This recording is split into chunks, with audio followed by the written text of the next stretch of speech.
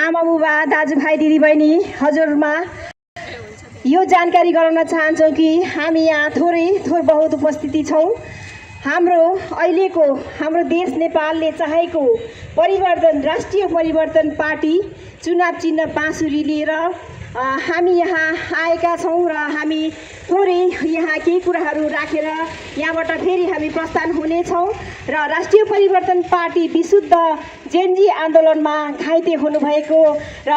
Gen Z जो जति नेपाल परिवर्तनको लागि शहीद हुनुभएका जति पनि ती शहीदहरूको त्यो सपनाहरूलाई पुरा गर्नका लागि आज राष्ट्रिय परिवर्तन पार्टी खडा भएको जानकारी गराउन चाहन्छौँ र राष्ट्रिय परिवर्तन पार्टी अहिले तत्कालै हाम्रो बल चुनाव हाम्रो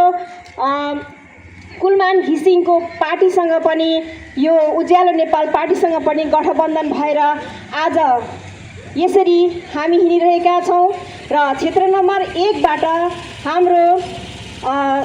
सांसद दुर्गा तामाङज्यू पनि हामीसँगै उपस्थिति हुनुहुन्छ र हामीले अब हाम्रो देश नेपालले चाहेको परिवर्तन हो र अब हामीले धेरै पार्टीहरूलाई हेर्यौँ। अब हाम्रो देश नेपाल आमालाई हामीले सम्झौँ र 76 जना जेनजीहरूले दिनुभएको त्यो बलिदान त्यो आँसु अनि त्यो रगत अझै आलै छ। उहाँहरूलाई हामीले सम्झेर एकचोटि चाहिँ हामीले हाम्रो पुरानो पार्टीहरूलाई बिर्सेर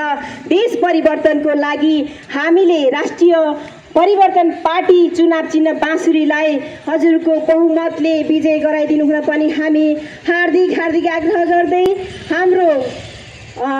दुर्गा कुमारी तामाङ प्रत्यक्ष उम्मेदवार क्षेत्र नम्बर 1 बाट हुनुहुन्छ